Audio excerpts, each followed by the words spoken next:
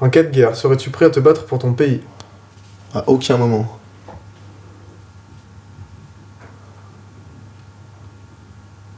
En cas de guerre, serais-tu prêt à te battre? La question, elle est toute simple.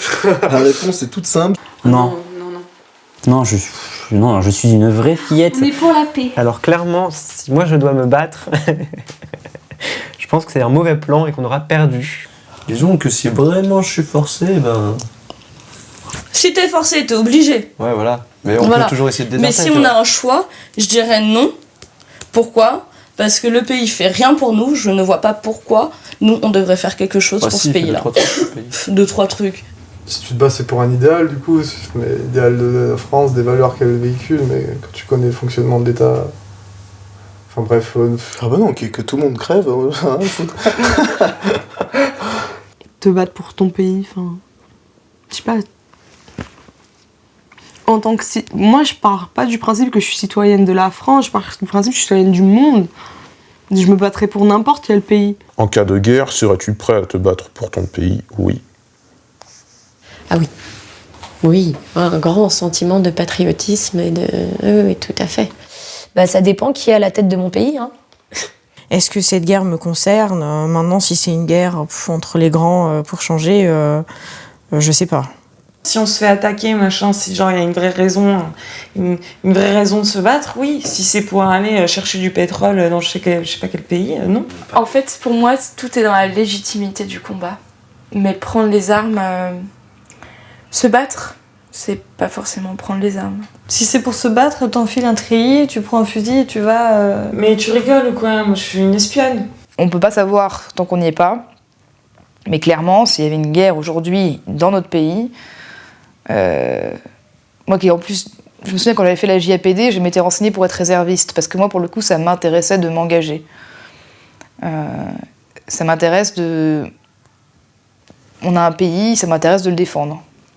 Si on a une guerre qui arrive en France, oui, je pense que j'irai. Oui. Ouais. Après, ils vont dire, mais ton pays c'est quoi? C'est la France, c'est la France. Ah, je suis français, moi. Tu vas dire... Je prends les armes. Non, mais c'est important parce que déjà, rien que avec ça, si déjà on se pose cette question nous-mêmes, c'est grave. Si on se dit est-ce qu'on est français ou est-ce qu'on est algérien, tu vois ce que je veux dire?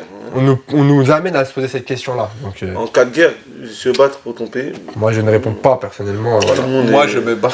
Moi je ne réponds pas à cette question. Prends les armes.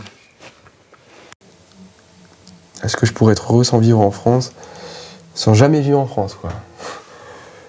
Non, je pense pas que je pourrais être heureux, non. Oui. Mais c'est vrai que je pense qu'il fait plus bon vivre en France quand même, malgré tout. Je pense que si je trouvais ce que je cherche ailleurs qu'en France, j'y resterais. Pas le Danemark. C'est mort. Non, dans un pays latin, voilà. Pourrais-tu être heureux sans vivre en France? Oui. Ouais. Ah ouais, bah de toute façon, ouais. Oui, je pense, oui. Ouais, heureusement. Peut-être, je ne sais pas. Après, ça fait un déracinement quand même. Mais oui, je pense que tu peux trouver d'autres racines ailleurs. Oui, mais en fait, tu peux être heureux. Moi, je dirais oui et non. Moi, je pense que... Parce que voilà, moi, c'est... Enfin, je sais pas, on est né en France, hein, l'habitude, hein. Après, t'as beau voyager dans d'autres pays, il y a toujours quelque chose qui te manque. Le confort, c'est clair. Ton confort, ça te rattache. Mais après, ça peut être un pays qui est mieux que la France, peut-être. Je sais pas. Après, ça dépend des personnes. Fait, maintenant, je me dis que la France, c'est plus... Enfin, c'est hoche, quoi. T'installer à l'étranger, ça te tente? Dès que je peux, je me barre de France. Un jour peut-être, a priori non, mais faut voir. Jamais je suis trop bien ici. Un jour peut-être.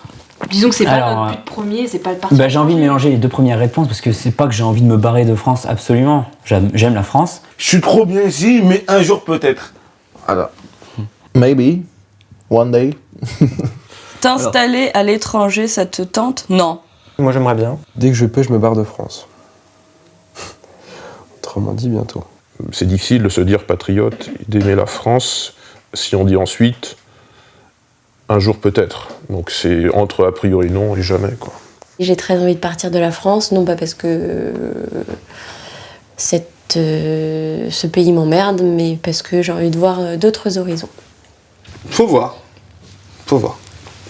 Quand t'as des amis, quand t'as quelqu'un de fiable au point de vue couple, quand t'as ton père, quand t'as ce genre de choses-là, on se dit souvent quand j'aurais plus d'attache, mais finalement la vie fait que t'as de plus en plus d'attache. Oui, ça pourrait me tenter. Alors peut-être pas pour du très long terme, mais ça pourrait me tenter. Maintenant la question c'est est-ce que j'aurais le courage de le faire?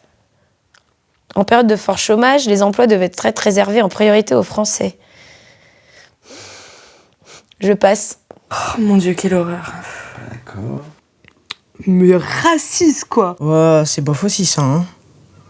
On n'est pas d'accord du tout. Moi, je peux répondre même à la place de... Exactement. On n'est pas du tout d'accord. Non, pas du tout d'accord. Alors, qu'est-ce qu'un Français, déjà? On parle de citoyenneté française, j'imagine, non, pas d'accord.